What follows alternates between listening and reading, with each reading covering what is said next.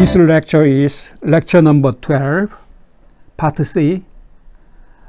We are learning this HTML5, some remaining part.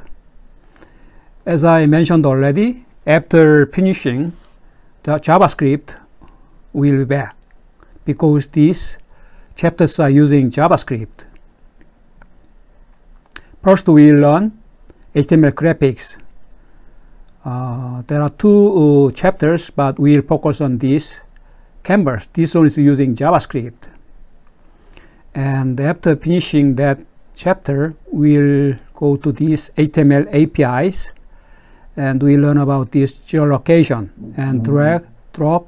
Today we'll learn about 4 chapters, pretty minimized lecture. Let's start from this canvas graphics. The HTML canvas element is used to draw graphics on a web page using JavaScript. The graphic to the left is created with the canvas, like this. This red rectangle, and this is gradient rectangle, and this one is many colors called multicolor rectangle, and this one is multicolor text, and something more. And this is showing some example. Then what is HTML canvas? Think about the real canvas for painting. Similarly, we are using canvas element to draw something with the JavaScript. And the HTML canvas element is used through graphics using JavaScript. The canvas element is only a container for graphics, like our canvas, real canvas for printing. That is the container to hold some paper to draw. We must use JavaScript to actually draw the graphics. And to draw something on the canvas, there are several methods for drawing.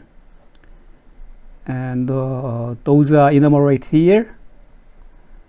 Drawing passes, boxes, circles, text, and even addition of some image that is possible using JavaScript. This one is the first version number for each browser supporting the canvas element.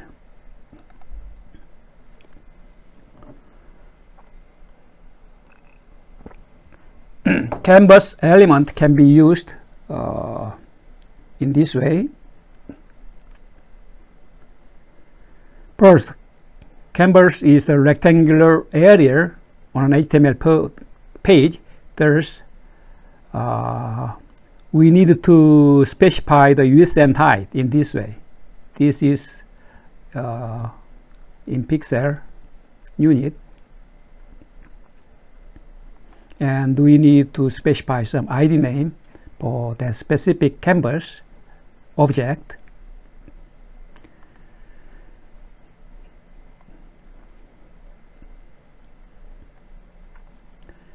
Let's look at this real example.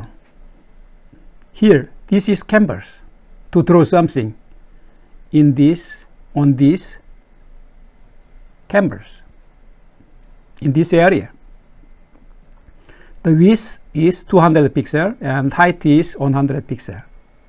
We can make it bigger using a higher number like this.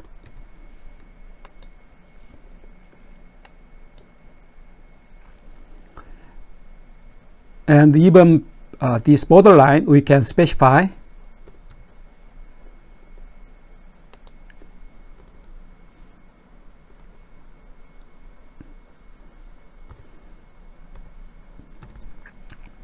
Then like this. After that, we can draw something on this canvas using JavaScript.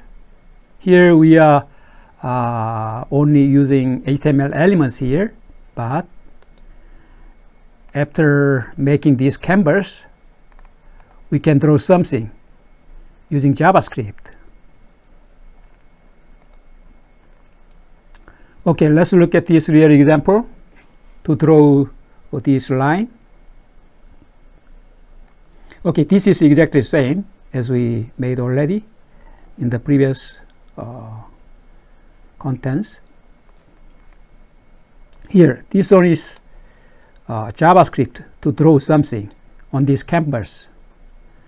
Then how to draw, and we should learn. First, we should access that object using this getElementById. Thus, this one should have the ID name. And this object has some, this canvas object has some method, built-in method. One of them is getContext. This one is another object and two-dimensional object. That is called this variable name CTX object. And this canvas object, two-dimensional canvas object, we can use this method, built-in method, to draw something. How to draw? Like our real painting, where we are drawing something with some pen or pencil, then hold the pen first and move to this area to start to draw like that. This is the method to move to there. This is the coordinate, x-axis along to the y-axis, 0, 0, 0 and 0. And we are drawing that line to here, to that coordinates. 200 pixel from here and 100 vertically.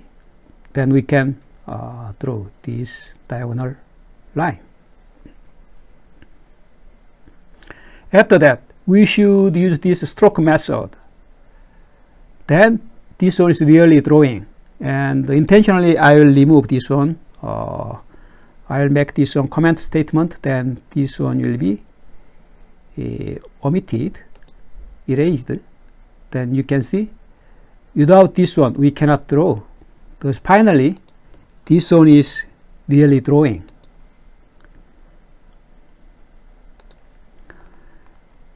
We can draw even a circle like this. To draw a circle, we need to specify something. For a circle, the center point, that coordinate is important to draw circle, and the radius, how big is the circle. Due to the radius, we can specify the size. Thus, we need the information, the center coordinate and the radius information, like this.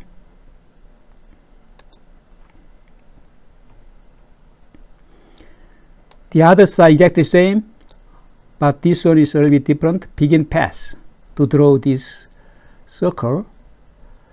And actually this one is, this circle is a kind of arc. And here, this one is the coordinate for the center of that circle. And that is, of course, the unit is pixel unit. And this one is 40 pixel radius. And the two other additional parameters, those are the starting angle and ending angle. Thus, this means from 0 angle to the 2 pi, that means 360 degree in terms of degree. Thus, that is full circle. But if I am using 1 pi, that means 180, then this one is drawing like this. Thus this one is really arc. Or 0.5, that means that is 90 degree, like that. The starting angle and this one is ending angle, 90 degree, 0 and 90 degree. You can imagine that angle. Well, 1.5, that means 270 degree. 1.5, like this, 180 degree from here to here, and after that another additional more 90 degrees, there's 270 degree. Also, finally, we should use this method to show that real drawing on this canvas. Thus, we should use this stroke method. This one is a drawing, but this one is a text. We can draw a text like this. In that case, let's look at this real example. Then the first two lines are same, and after that, to draw this text, this one is using the font property, and this one is 30 pixel and the area and font, and this one is field text. Hello world, the character string, and these parameters are specifying the starting point.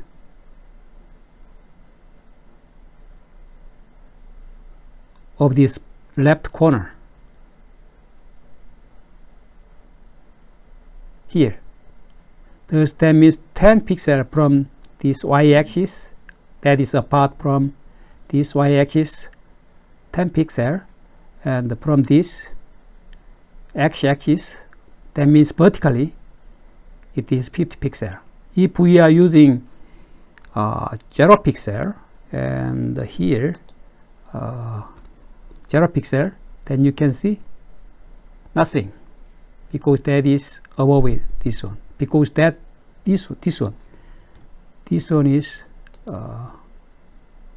this one. 10 pixel is from here to here, vertically 10 pixel. Thus, I am changing this one to 100 pixel, then it will be down more, like that.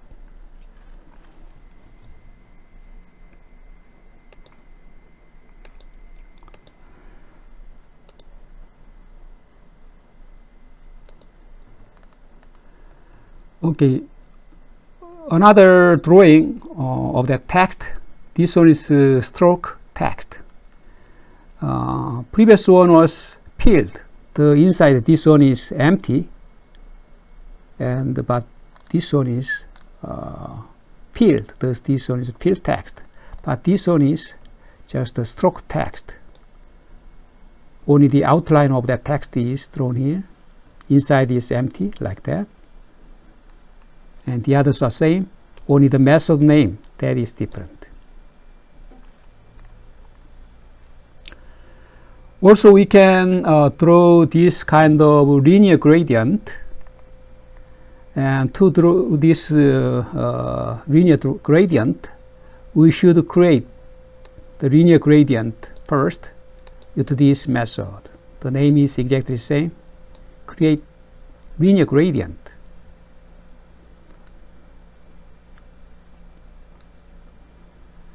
And here we should be familiar to that parameters later after learning this one, and I'll show you another reference chapter, then we can understand it better. Okay, let's look at this real example. Okay, this one is same as we did already, thus I'll skip that, and this one is same. Also, I will jump to this. This one is using create linear gradient, as we read already in the previous slide. And this one is specifying the position. This 0.0, that is coordinates. And this one is 200 and 0. From here to here, that will be drawn. How? That is linear gradient. Linearly. That is gradient, but linearly. The color. This one is specifying the color. Add color stop. That is the method specifying the color. 0 is this one, this position, and 1 is this one. And this point will be 0.5, but that is not being used here, but I will show you later.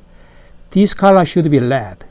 Thus, this is starting with red color, and it is finishing with white color, like that. If I am inserting one more color stop here, and that should be 0.5 because that is being increased from 0 to 1, and that color will be changed to different one. How about the blue color to differentiate? Then you can see from here to here, center, that will be exactly the blue color, and slowly, gradually, that is gradient, it is being changed. After that, it is being changed to white color here.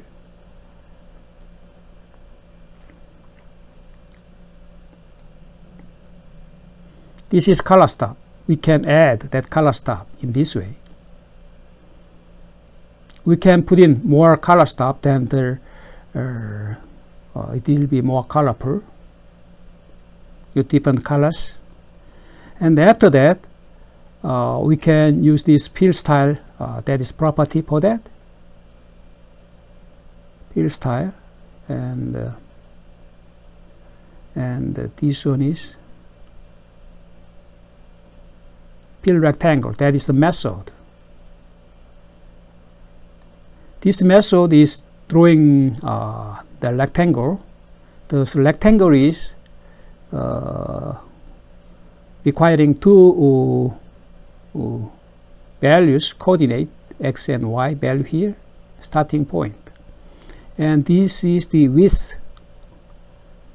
To draw this rectangle, we need the width 150 pixel, and vertically, that means height 80 pixel. You can decrease like this or like this.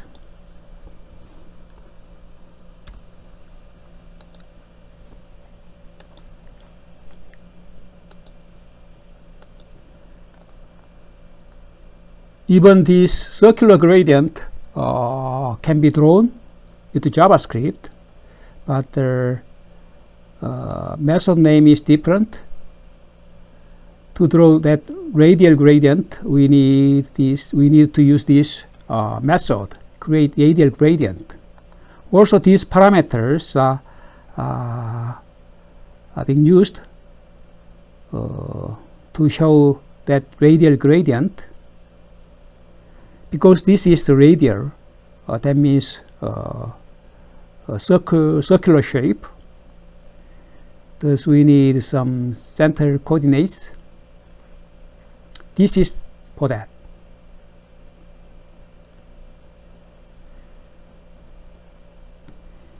And radius for the first circle inside, and outside the circle, the coordinate, the center coordinate, and the center of this circle and of this circle, they don't need to be the same.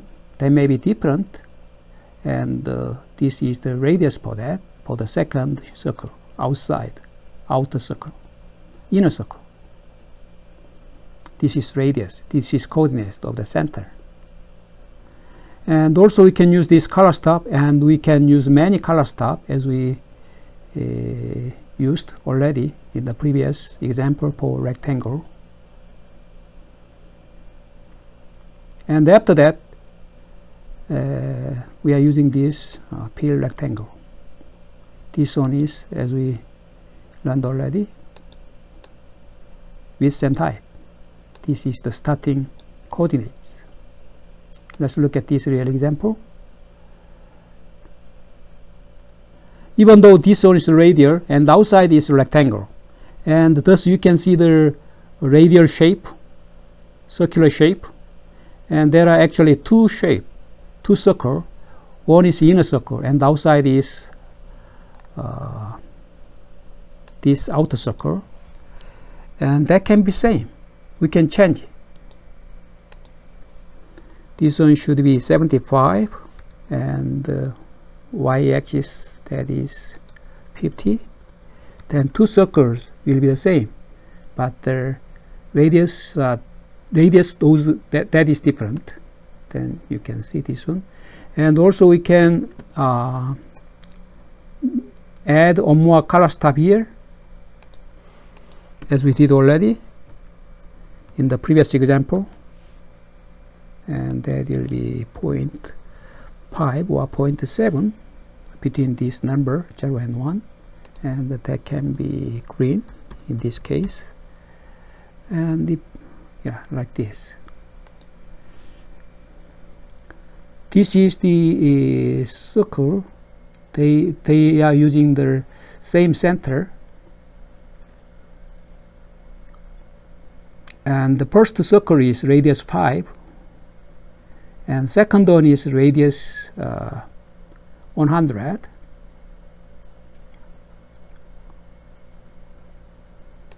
And first circle, that is starting with this color red.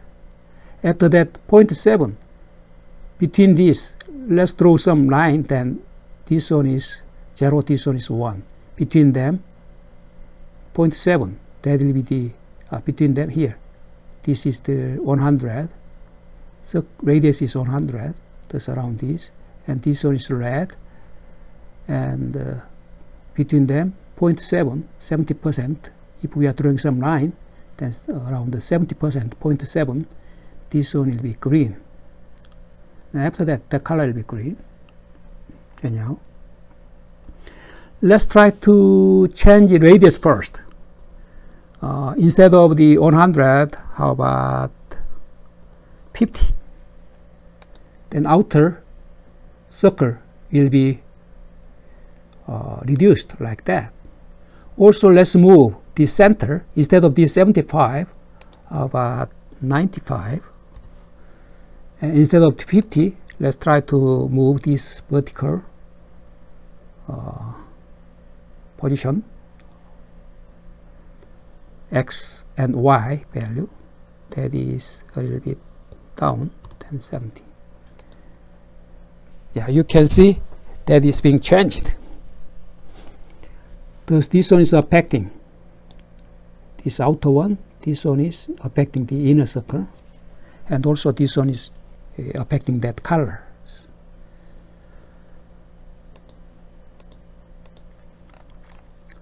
Through image, even this image drawing is possible. And let's look at this real example. The image is Scream, this one, famous one. We'll use this image to copy to this empty canvas. And due to JavaScript, we can do that. Here, basic HTML elements. Let's look at those elements first. Here, image to use, and image, this Scream image is here. The width and height in pixels. And after that, we can see this button here. Canvas to fill here, and canvas here. And finally, we can see this try button. If we are clicking this one, then this function will be this function will be invoked. And this JavaScript is drawing that image to here. Okay, let's look at this one. And almost the same until here and here. This one is getting that object, image object, screen.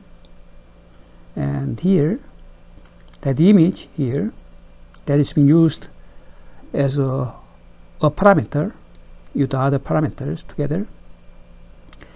And this is the starting point of that image where we are copying that image in this canvas. This is the 10 pixel from here to here, horizontally and vertically. X-axis, Y-axis, that coordinates here.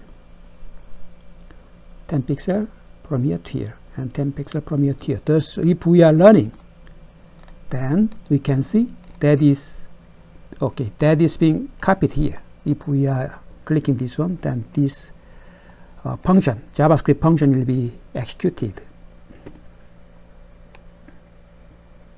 Thus, this position, that is the 10 pixel from here, 10 pixel from here. If we are removing that, and how about changing to 0, 1, 0?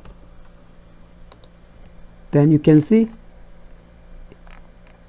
after trying it, you can see this one is starting from this 0.0.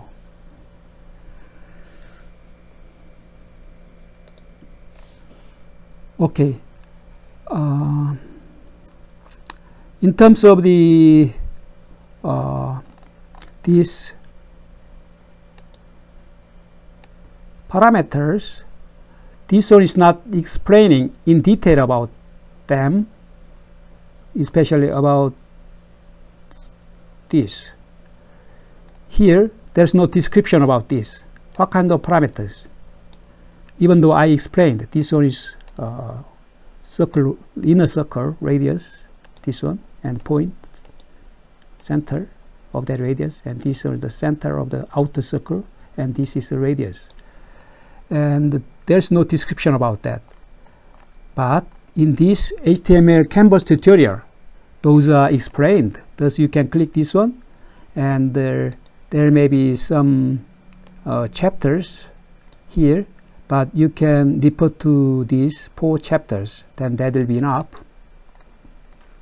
Those are same, and this one is explained a little bit more for better understanding.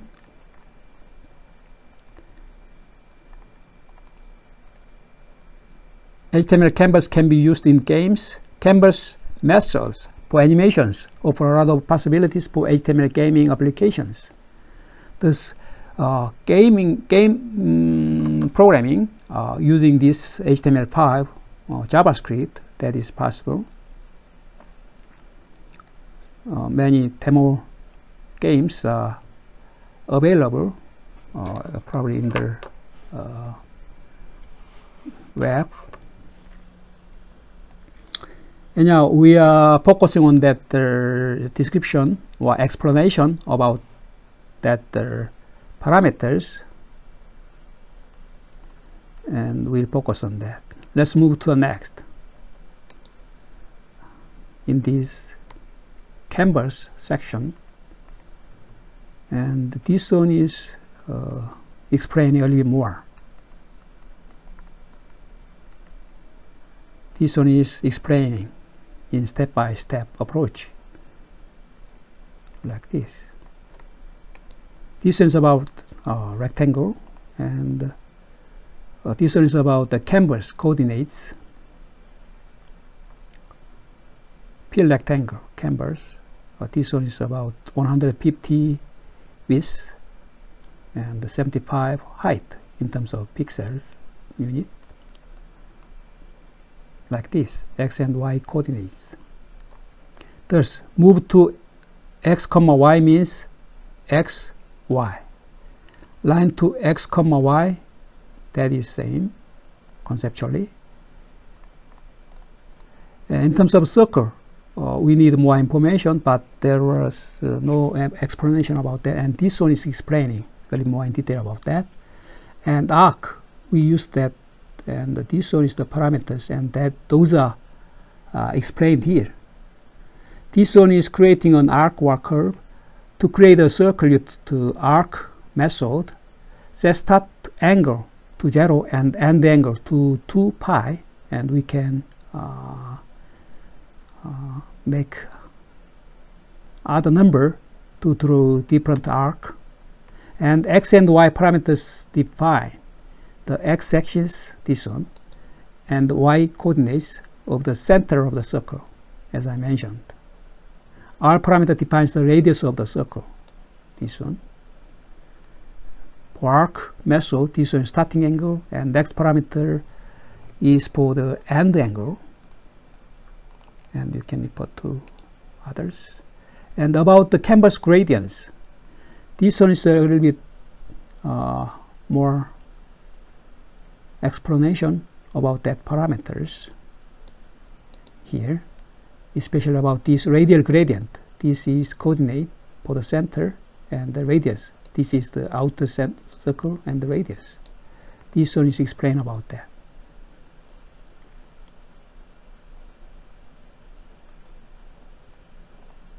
Okay, you can report to others, and conceptually I explained already. Okay, let's move to the next after closing some open tabs.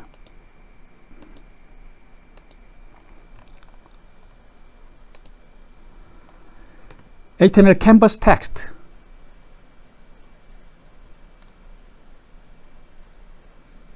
Okay, let's move to the previous one. Probably this one is not.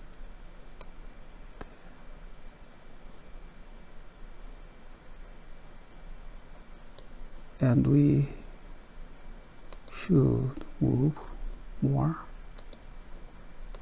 because we are still in the canvas chapter, and we'll be back. Okay, I'll be back. Directed to here, as we did at the beginning of this lecture. Go to the canvas, and we finished.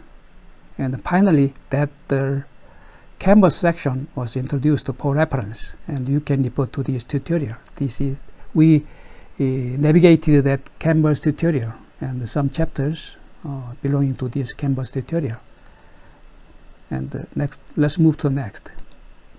Okay, this one is scalable vector graphic. Even though this one is not using JavaScript, this one is explained in this graphics section. The scalable vector graphic defines vector-based graphics in XML format, and you don't need to worry about this, and this is just for reference. I skipped this one already, and this one is the excluded chapter. What is SVG? Just for reference, let's look at. SVG stands for Scalable Vector Graphics, and this one is used to define graphics for the web, and this is a W3C recommendation. Into this one we can draw this circle, also this kind of rectangle, also this rounded rectangle, and this element name SVG or left. Those are provided, thus we can use that those element names to draw this kind scalable vector graphic. And here, just for reference, we can draw this kind of star. And sometimes if we need to draw some company's logo, we can design and we can draw with this SVG element, simply like this. And this is just for reference. Thus, if you are interested in this one, you can report to these contents later, even though this is excluded chapter. Difference between SVG and the canvas. We learned about this canvas and what's the main difference between them. SVG is a language for describing 2D graphics in XML. Canvas draws 2D graphics with JavaScript, and the SVG is not using JavaScript. And this one is the some comparison table, then may be better for understanding the difference between them. The table below shows some important differences between Canvas and SVG. Canvas, here, well suited for, that is very suitable for graphic intensive games. This SVG, that is not suitable for game applications. And this one is resolution independent, and this one is resolution dependent. And you can refer to others. And to apply for the games, that may be better to apply. Thus you need to use JavaScript. Okay, if you are more interested in this SVG, then there is tutorial for that. You can refer to this one later. Okay, let's move to the other section. Okay, this one is multimedia. We completed already in the HTML lecture. Thus, let's move to the next, because some remaining chapters we are going through. This is the remaining section called HTML Application Program Interface. And even though there are 5 chapters, we'll focus on these 3 chapters. And I will exclude these 2 chapters, and we'll focus on these more fundamental and important chapters. Let's start from this. HTML geolocation. Due to this geolocation application, we can draw the current position where I am with my smartphone. If my device has some sensor device like GPS, then we can integrate into the map, then we can draw on the map of my position. I can draw my position on the map. Locate the user position. Okay, let's read from this one. The HTML geolocation API is used to locate a user's position. And we need sensor, that is GPS sensor. And this one is actually, this one is sensing the GPS sensor's position. Locate the user's position. The HTML geolocation API is used to get the geographical position of a user's device containing GPS device. Since this can compromise privacy, because that is very secure information, the position is not available unless the user approves it, because that is illegal to use somebody's geographical location information. Geolocation is most accurate for devices with GPS, like smartphone. Thus, this personal computer doesn't have that GPS sensor, thus we cannot look at the result of that GPS application, geolocation. There's you'd better use your smartphone. You can run the source code with your smartphone, then you can see a more realistic information in terms of your position. That is being started to be supported from this version number for each browser. That's different a little bit. And as of Chrome 50, because of the security issue, non-secure origin, such as HTTP, the request to get the user's location will no longer function. It will not work because of that security problem.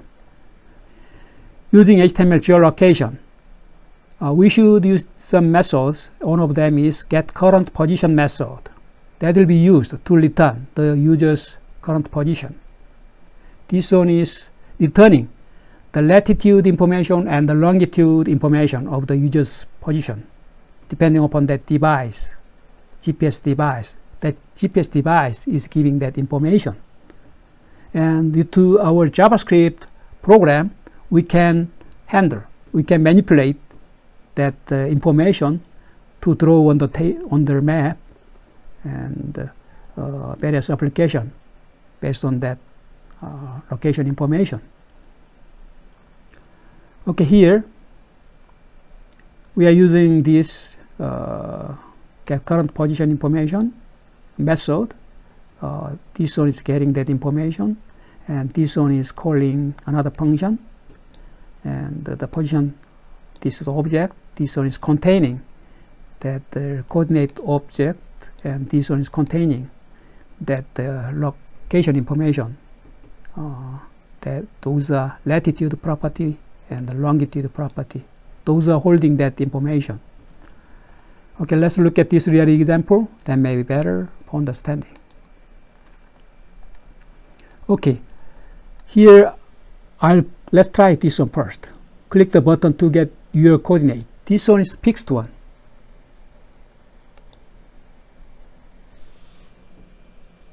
Okay, this one is asking because this is secure information. Allow. Then this one is showing that. And even though I am trying this one after moving, still this one is showing the same fixed information, because I am using personal computer and my personal computer doesn't have that GPS sensor. Please try this execution JavaScript, this chapter, using your smartphone. Then you can see the changes depending upon your movement. You can see the slight change of that latitude and longitude values. Okay, anyhow, let's look at this one from the beginning. Okay, let's start. Okay, this paragraph, P pairs are showing this one, and this button is this one. Try it. And if I am clicking this one, then this one-click event handling code, that is JavaScript function, get location will be invoked here, get location. And this get location here, this one is using navigator object, and there is some property, geolocation. This one is checking whether that is true or not. If that is true, that means this geolocation will be supported. Then this one is meaningful. This object is meaningful and true. Then this get current position method belonging to this object is meaningful, and we can use this method. And here this one is containing some show position function name that will be called again here, callback function. And here this one will be called. If that is not being supported, then this information, character string, geolocation, is not supported by this browser. But this one is being supported, thus we can get this information properly. And this one is using this position. When this one is being called, this position information is there in this object, and this one is holding some coordinate object, and this one is containing property, latitude information. This one is containing, and this one is longitude information. And that information, those are concatenated and shown here. Latitude until here. Those are shown here. Please try it with your smartphone. Then you can see more realistic, more real information of your smartphone location, because your smartphone has that GPS sensor. Thus this geolocation is meaningful to your smartphone. Okay, this one is explaining in detail about that.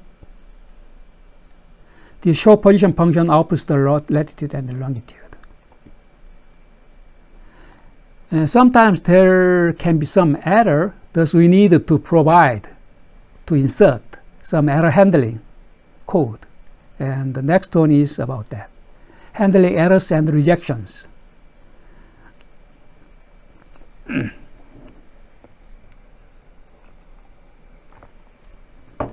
The second parameter of the getCurrentPosition method is used to handle errors.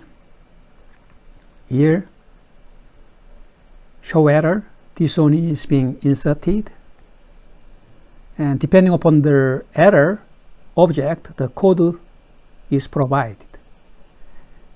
Depending upon the code case, there will be difference. And the error message that can be shown on the screen as an output. Okay, let's try. Click the button to get your coordinates. And this one is learning well and successfully. Thus we are not getting any error. We are not getting any experience of that error handling. Displaying the result in a map. And if we got the information, longitude and longitude, then it will be enough to show my position on the map. If we are using Google Map that is providing map service, here that is being used here. Okay, let's look at this real example. Okay, after reading this one, let's continue. Location specific information. Geolocation is also very useful for location specific information, like up-to-date local information and showing POI, that is called, acronym is POI, point of interest, like some coffee shop or some food restaurant, some theater, museum, like that. That is called point of interest, POI. And turn-by-turn navigation, GPS, and those applications will be possible. And to implement those location-related information application, we need some method to implement it to JavaScript, and these built-in methods are provided. GetCurrentPosition method returns an object on success. The latitude, longitude, and the accuracy properties are always returned. The other properties are returned if available. If those are available, then we can apply in our real application for that location service. Here, coordinates.latitude, this one is providing that latitude information, and that is decimal number, and the longitude information, and the accuracy of position, and even this altitude.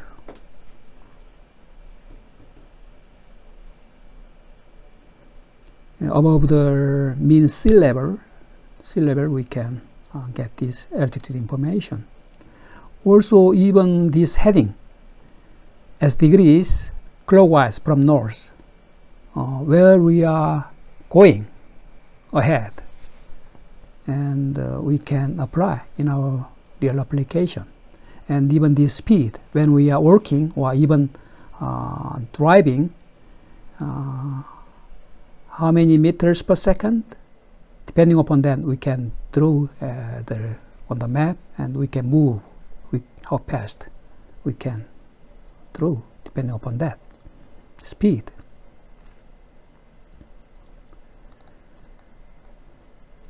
And geolocation object, other interesting methods are shown here.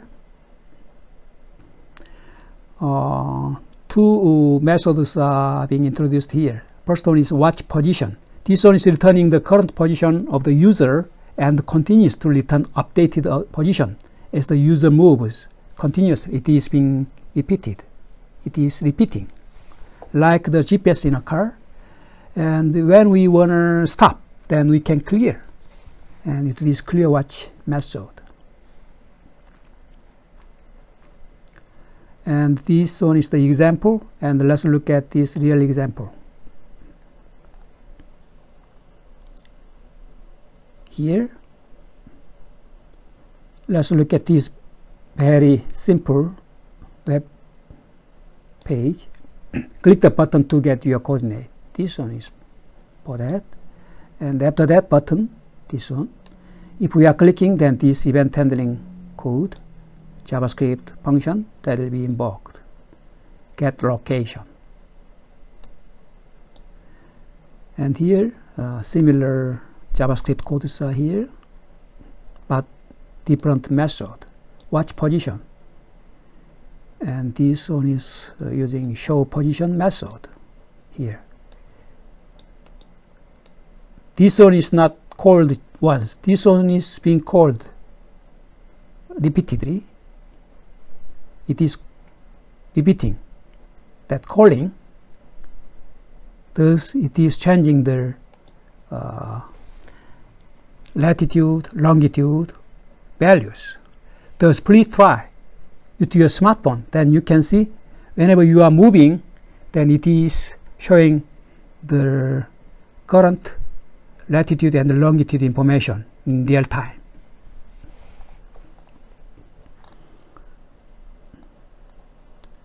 The others are being used in similar way. This is the position object, and this one is containing coordinate object, and this one is containing that latitude and longitude property, and those are containing that information here. Okay, let's move to the next. This one is about the dragging and dropping API. What is dragging? Think about this image. We can click this one, and we can grab, and we can drag and drop here, like this. That is possible. Even going back to the original position, that will be possible. And JavaScript for that, built-in functions are provided. Then we learn about that. HTML drag and drop example here. And we need to use some built-in method. Those are allow drop, drag, and drop here. And those are being used. And let's look at this real example instead of the previous example. Those are same, but due to more HTML codes here. Here, let's try this one first. Okay, drag, please, with your mouse, click this one, and that is grab this one, and you can drag and drop there. Release your mouse button, then that will be moved like that. That is called the drag and drop. And to implement that, let's start from the beginning. And initially, we are using these HTML elements and style here. And yeah, let's look at this body area, this one, and some div area here, this one, and some image at the bottom. And that will be dragged, and that will be dropped there. And to implement that, we need to implement some event handling code there. First, here, when we are starting in terms of our activity sequence, first we are clicking this one. That means we are grabbing this one, click, and we are moving, and in that div area we are releasing, that means we are dropping. Here, let's start that the sequence. We should consider that sequence to understand first image area. Let's look at this one first, because we are starting from that image source, and that should be draggable. That should be true. That attribute should be true. And if that is not true, let's try to change intentionally. Okay, that is not possible because that is not draggable. Thus, let's try to remove completely. Then let's try it. Okay, that means that is default. In terms of default, that is movable, draggable. Thus, even though I am removing this one,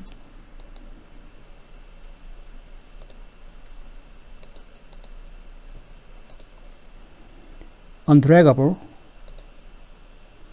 this draggable, true, that is not required, because in terms of default, that is true always. But anyhow, to study, this one is showing that draggable attribute. Anyhow, when I am clicking, let's go back to the beginning.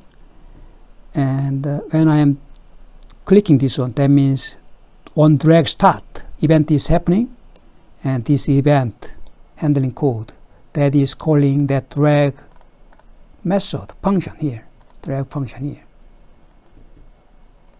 This name is drag, right? Drag, this one. And this parameter is being passed, and here this one is sending some text information, and that is built-in method set data, and this one is using that the fixed parameters already decided to how to use. This is text, and this one can be used target ID using this passed parameter, this argument object. Then next, think about the next sequence. We are moving to there, and like this, and that area, div area, that should be allow drop on drag over. Okay, I'll change this one on drag over. I'll try to remove that intentionally, and I'll try to learn again. And I cannot drag and drop there because in default that is not approved, that is not permitted. Thus, let's start from the beginning. Thus, we need this one, allow drop method, and this one is using this built-in method. Prevent default. Default is not permitting, not approving that drop. Thus, we need to prevent. Thus, this one is prevent default. Thus, that is making possible to drop there. Thus, that is being called here allow drop event. And when I am dropping, that means I am releasing my mouse on there, then that will be dropped. Then this drop event that is happening, and this drop event that is here, and that will be executed. Also here we are using prevent default, and that means make it possible to drop there, and this text type and get data those are built-in method. Thus we can use in this way simply. And finally, we should append that contents object there. That is image object here, and over there that will be appended into this append child method.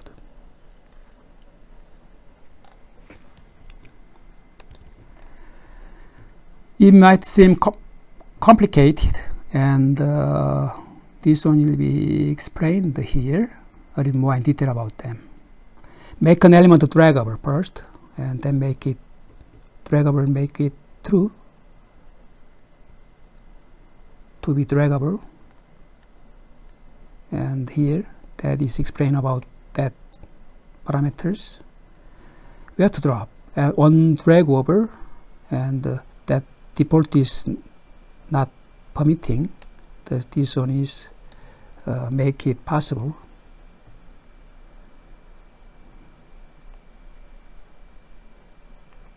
And finally drop. Then this one will be used, and this one is explaining a little more in detail about that. And the previous example is simply moving. Okay, let's look at again. Okay, let's move to the next. Where we are? Yeah, here. This one is moving there, and that cannot go back to the original position. But next example is showing some example. We can drag and drop that image back and forth like this, also like this. Then how we can implement that the back and forth movement in this way. And the other is almost the same. And here even this one we are using div.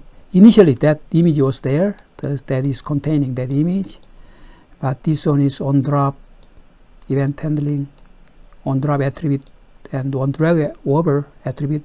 Here also similarly on drop attribute and on drag over attribute. Those are being used in both div area. Thus that can be moved there, and also that can be moved there. And the image is the same. That will be moved back and forth in that way. Okay, let's try to close some open tabs, and let's continue.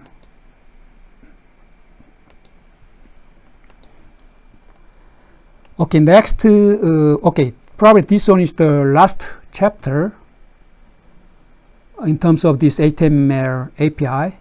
Among 5 chapters, I selected fundamental chapters, and those are probably more important than others and more fundamental to apply.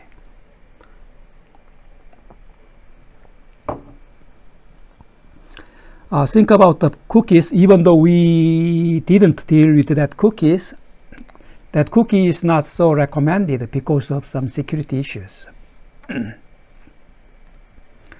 Instead of that cookies, there's some limitation also in that cookies. We can use this web storage instead. Then what is HTML web storage? This web storage, with web storage, web applications can store data locally within the user's browser, within the user's browser, in your screen, in your computer, or in your smartphone. This web application information can be stored. Before HTML5, application data had to be stored in cookies, and web storage is more secure, and large amounts of data can be stored locally without affecting website performance. Unlike cookies, the storage limit is far larger. Usually, using cookies, the size will be around a couple of kilobyte, the kilobyte unit, but the sizes usually, but utility storage, web storage, we can implement bigger size, at least 5 megabyte. That is larger, and the information is never transferred to the server. And web storage is per origin. That means depending upon that URL, domain, and protocol, that will be stored. And we'll look at that example later. All pages from one origin can store and access the same data. And this one is about the browser supportability. And web storage object. There are two kinds you should keep in mind. One is local storage. Another one is session storage. The main difference between them we should understand. Even though this one is belonging to the window and we are attaching this window dot here, you can omit this one, because as we learned already, we can omit this one if that is window object. This one is mainly to store data at no expiration date, no expiry date. That will not be expired.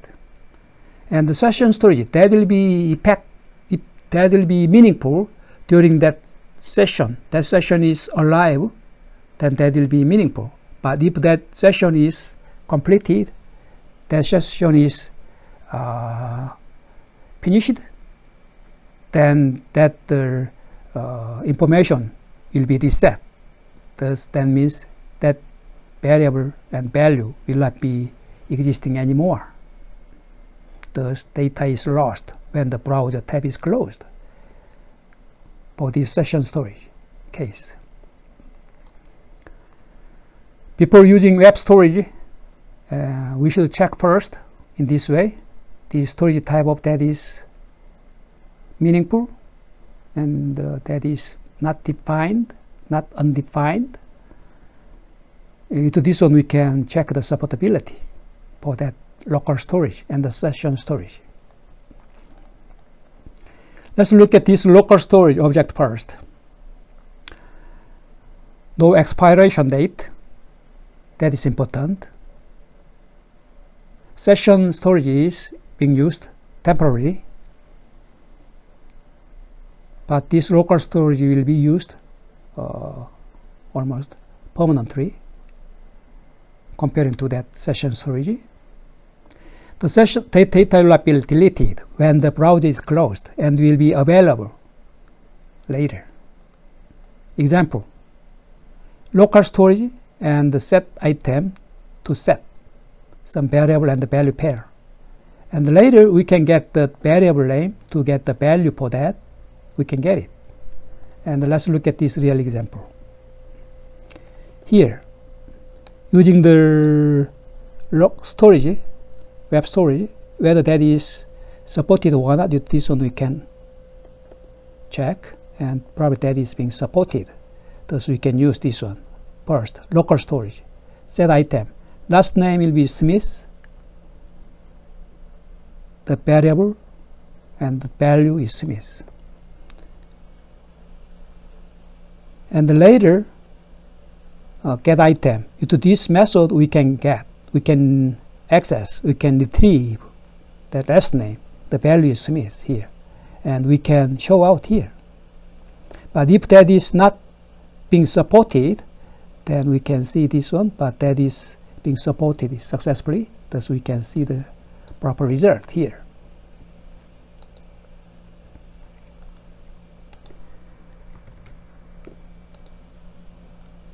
Like this.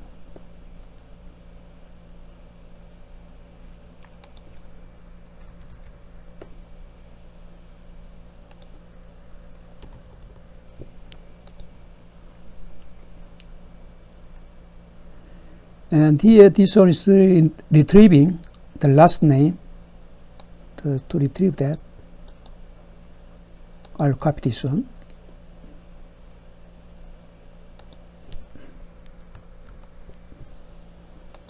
And you can see the new value that will be retrieved like that. Okay, here if we are clicking the development tool using the mouse right button, you can see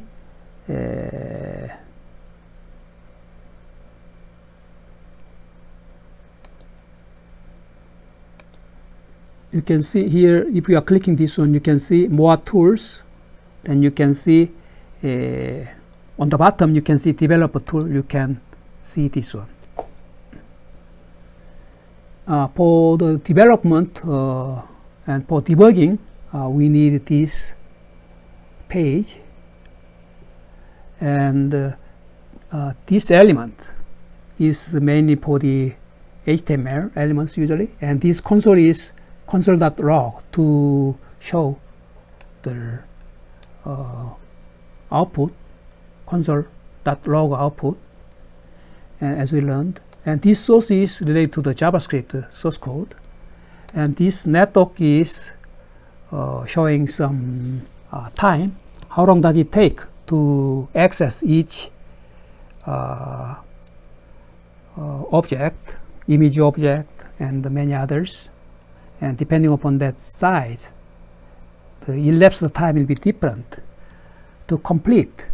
And we need to bring many JPEG images if that web page is composed of that many images. Then depending upon that document, we need to access from the remote site, and that time, elapsed time, will be shown to this network we can see. And after that, we can see application.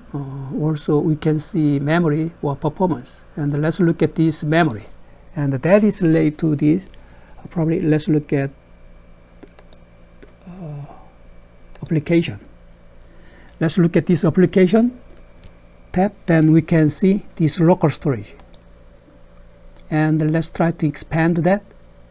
And this one is containing many website URL domains here.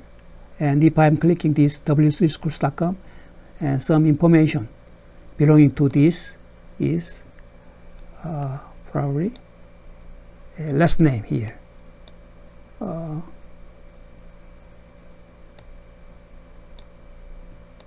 Like this. Those are shown here.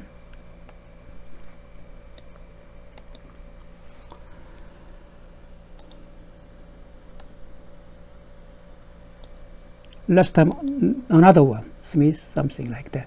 Those variable and key value or variable value pairs are saved here permanently.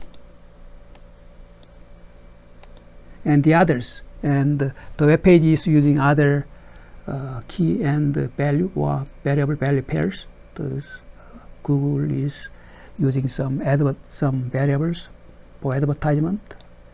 Yeah, like this. Depending upon that JavaScript application program, those variable value pair may be different, and this last name, those are used in our case. Okay, let's move to the next one. Okay, this one is explaining the previous source code, and you can refer to that, and in this way we can store it.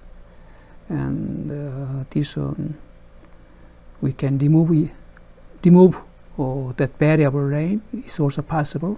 If we want to erase or delete, then that is also possible. And next application is about the counter. The counter value is saved and permanently. It will be staying there. Okay, to implement that, let's look at this one first anyhow, for better understanding. Whenever I'm clicking, that counter number will be increased like that. And even though I close this tab, and later I'll close this tab. Later I will execute, I'll run again. Then you can see that the variable is containing the previous counting value, thus that is incremented value. Previous until here I clicked this actually 6 times, and that information is saved in that local storage. And the variable name is click count. And let's look at this one again. Here, application. So I click count here, 7. That will be saved here. And later, even though that tab is closed, that will be used because that is saved in this local storage almost permanently. And this source code is showing that implementation here. Okay, let's look at let's close this one first, and let's look at this right side first. Okay, let's follow the HTML element first in this body area. Paragraph button here, click me, and below that click the button and some paragraphs here, and the div area is there. Initially that was empty, and if I am clicking this one, the counted value will be shown there. And how that is implemented, this function click counter is doing that. This one is checking whether that is being supported or not. This one is supported, then local storage click count, that variable is containing this incremented one. And when that is stored there, that is the character. And this one is changing, as we learned already, to the pure numeric number, and we can add. If that is not pure numeric number, then this plus means concatenation of characters. Thus this one is being used for numeric addition. Thus that addition is possible, and the result will be shown here. Let's move to the next. Another one is session storage. As I mentioned already, that is valid only during that session is alive. If that session is finished, then the whole data will be gone away. They will be lost. Thus, we'll do the same thing, almost the same JavaScript code here, except this session storage. Previous case, that was local storage, but this one is using session storage. The others are exactly the same. And I'll click, and I'll click. After that, okay, I'll try to close that tab, and let's try again. And I'll try to click here. In the local storage, that counter value is showing the incremented value, but this one is showing number 1, initial value, after reset. Because the previous session, as soon as I am closing that tab, that session was closed, finished, and that data was gone away. And this one is executed newly, and the initial value will be starting from this number 1. Thus, whenever I'm clicking, that will be incremented. But whenever I'm clicking this one, whenever I'm clicking whenever I'm closing that tab, that is losing that value, variable and the value. Thus, we can see the initial value. Okay, let's move to next. Okay, probably this one is the end of this lecture, and next lecture is about web workers, and this one is probably the background work. And the web worker is the JavaScript running in the background without affecting the performance of the page. And this one is excluded one, and simply you can refer to this one. With this one, this one is checking. Okay, start worker and this kind of thing, and whenever I'm clicking this one, and later I can click with the stop worker. Anyhow, this one is the excluded one and not recommended one. Thus, later, if you are interested in this one, you can refer to this chapter and next chapter later. Let's go back to here. Thus, we finished today is lecture.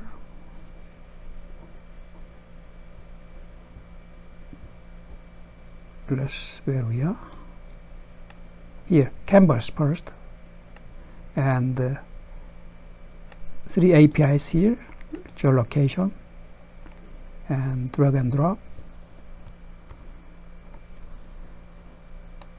and finally web storage. Okay, I'll wrap up this lecture at this moment.